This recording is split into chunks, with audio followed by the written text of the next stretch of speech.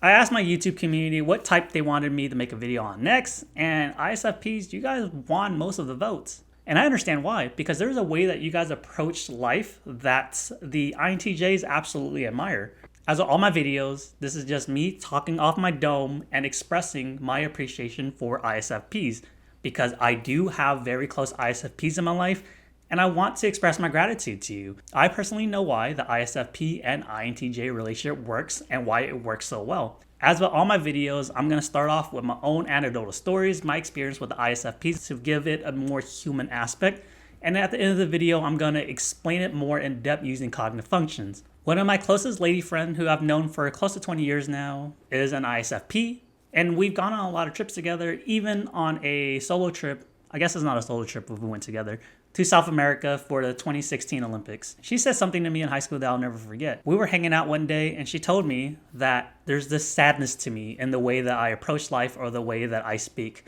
And this is before I even accepted that depression was a thing. This is also the same time where I was dating an ISFJ, an FE user, and she didn't notice anything. It's interesting because now that I look back at it, I was in a very depressive state. I didn't enjoy life, and she was the only person that saw it. We didn't hang out as often with each other as I did with other folks, but the moments that we did hang out, she picked it up. It's crazy to me that she picked that up almost instantly. It's amazing how attuned with introverted feelings some ISFPs are. The second ISFP that I want to talk about, he is the most stereotypical ISFP that you see online. This guy taught himself how to play the piano using YouTube back in the early 2000s, before YouTube was this huge platform. He is the most creative person that I know. He can sing, he plays instruments, he's doing photography right now. When I think about people who are naturally talented at artistry, he is the person I think about first, because when I see what he outputs, I think to myself, there is no way I can ever output what you do, because there's a uniqueness to the approach that he takes for the outputs that he gives. And it's just so him, but it's also so great. The last ISFP that I want to go over is someone that I met about 10 years ago. So I haven't known this ISFP as long as the other two ISFPs, but we've gotten tight over that time. And the biggest compliment that I could give him is that he can wear anything and make it look good. One of the funniest stories that I have of this guy is that we went to the club one night and he was wearing a fedora, and everyone knows that wearing a fedora as a guy is a meme. You just don't do that. So we were making fun of him the entire night. But he was the first person to pull a lady, and all he did was just stand there wearing a fedora. And the girl came up and just kept playing with him, and he took her home. He's also the only person I know that can wear a big old purple shirt of the Cookie Monster or a Sesame Street character, and it looks cool instead of looking weird. He has that natural swagger to him that I don't see in any other type, besides maybe the ISTP. I do have a few more ISFPs in my life, but I think that's enough for this video. One thing that I will say, and this is consistently true with every single one of them, is that as an INTJ, I know that they love me, but I can't tell whether they like me. It's very similar to the way that I feel with ISTPs. I know they love me, but I don't know whether they like me. And I think the easiest way to explain that is to compare the ISFPs with the INFPs. Both the type has introverted feeling as their first function. The way that an INTJ engages with an INFP is that we talk about very intuitive things. Because they have extroverted feeling in the second slot, they like to express their thoughts and plans. But for an ISFP, because you guys have extroverted sensing in your second slot, that dialogue never really happens. So for an INTJ, unless we establish why we're friends, it doesn't really make sense for us. It doesn't feel good for an INTJ not to know why. And in this sense, why the ISFP likes the INTJ. We feel the love. I know it's there. But when we approach you guys and ask you, why do we think we work out? It's something that you guys don't really think about. And the answers that you guys provide is very sensory heavy. It's like, oh, it's because we have the same sense of humor. Or it's because we were stuck together, that's why we're friends. And my questions is always, yeah, but why? You have the same sense of humor as other people, and you were stuck with other people too, but why are we friends? And that is one of the reasons why I can never tell whether the ISFPs love me or not. Because our relationship and conversations typically don't get that deep. But I want to be clear that it's not because ISFPs can't get to that space, because you guys can. It's just that it's not as natural for you guys as it is for the INTJ. Because the INTJ is always trying to figure out why, whereas the ISFP is just trying to live in the moment. Because we don't communicate very similarly, sometimes the INTJ will offend the ISFP, and we know it, and it sucks. We don't want to offend you. But then there's other times where we think we offended you, but we believe that you're afraid of telling us whether we offended you. So that doesn't feel good at all either. So it's not necessarily that we're walking eggshells around ISFPs. It's just we just don't know. We don't get the certain type of validation that we receive from other types. But that's just a small percentage of this relationship. The rest of this relationship is super easy and fun. The best thing about this relationship is that both of our type doesn't expect the other type to be anyone else but themselves. We both care about individualism and our own identity so much that we want the other person to succeed in life being who they want to be as opposed to what society wants us to be. And that's where the ISFPs benefit in this relationship with the INTJ.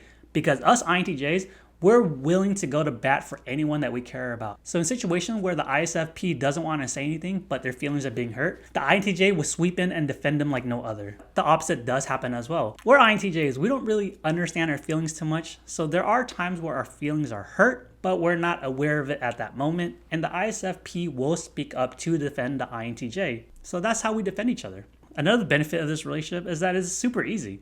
If we're not going to talk about stuff, let's just do stuff. When INTJ trusts someone, we're going to allow you to lead. And ISFPs, you guys actually enjoy engaging with the world. So lead the way and we'll follow.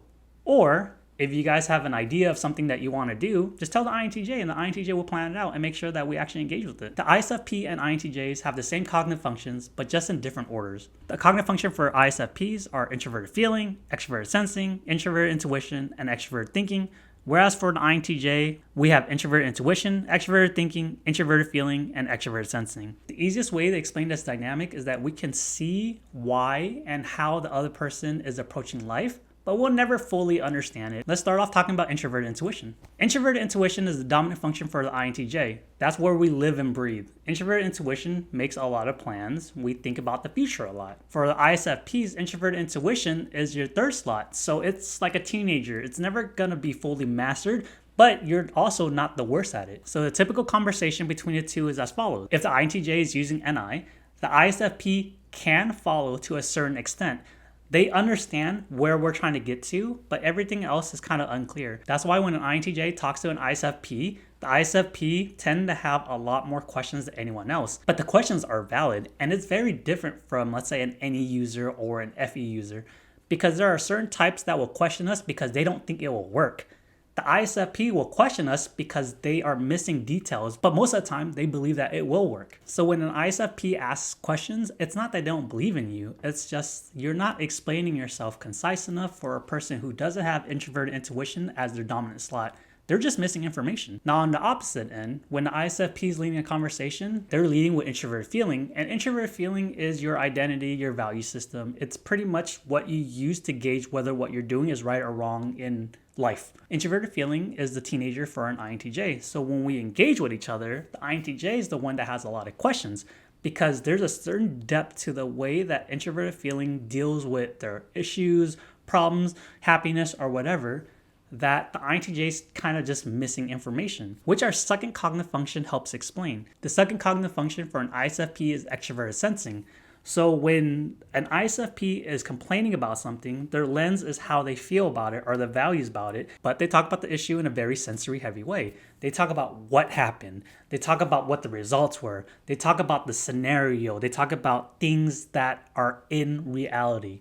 Whereas the INTJ, because we have introverted intuition, we're trying to get to why it happened.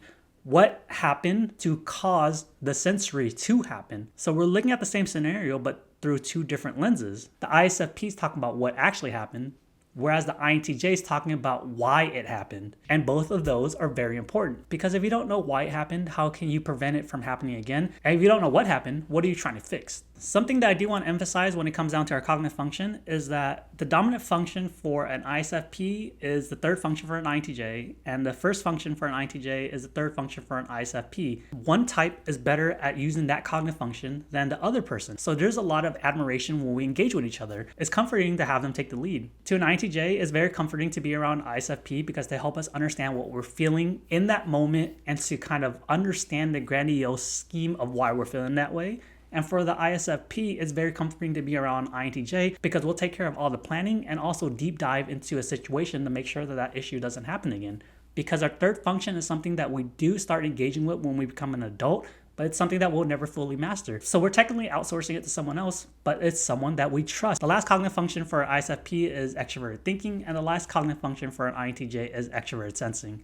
So the INTJ helps the ISFP by creating structure. It's not necessarily that we do things for them. It's that if they feel like they need structure in their life, they could come to us. And the INTJ, we're not very pushy about it. We'll tell you what you need to hear. It's up to you whether you want to incorporate it or not. Whereas for the INTJ, with extroverted sensing, when we want to engage with the world, why wouldn't we go to ISFP? ISFPs aren't very pushy with engaging with the world as well, but they'll invite us, they'll make us feel welcomed, and we get to engage with the world with someone who doesn't really expect anything from us besides living in a moment and being who we really are. The ISFPs want us to have a good time, but they're okay with us not having a good time. There's no pressure to it. They just want to engage the world, and it's nice having us around. Whereas for the INTJ, it's nice having someone take the lead because that's something that we don't focus on too much. Now that we went over cognitive function, there are a few things that I just want to bring up because I think it's the funniest relationship because I don't have this same relationship with anyone else. When the ISFP monologue or when you guys want to talk about something, you guys are so sensory heavy. It is so funny where you guys focus on all the sensories.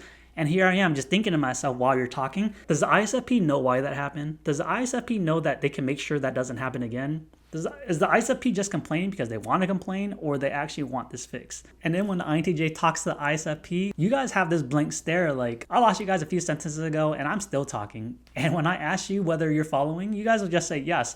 And I think you guys are just saying yes just because you don't want us to repeat ourselves. You guys are one of the biggest teddy bears in the Myers-Briggs community, but you guys are also one of the most welcoming. Because you guys lead with introverted feeling, you guys allow people to be who they want to be, and you guys allow people to make mistakes. You guys are aware that you don't know what the other person is going through, so you try to put yourself in their position to understand why they're acting that way, instead of just automatically judging them and saying that they're doing something wrong because they're a bad person. That is such a beautiful quality and something that I admire so much about ISFPs. Yes, you guys have an idea of how things should be, but you guys aren't pushy with it. The only time I've experienced anything pushy from an ISFP is when you guys put something out there that's so unique but doesn't make sense to society. And when that's brought up, you guys feel personally hurt. We're INTJs. We do talk a lot. We do have a lot of ideas, and we do see how things aren't going to work out.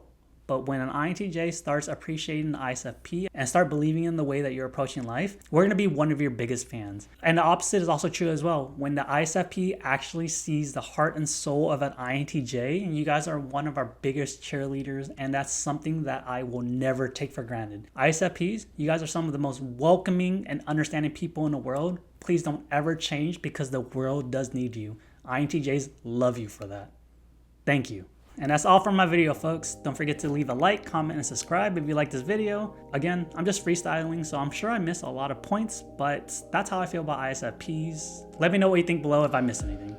Thank you very much for watching this video. I really do appreciate it. Thank you. Bye.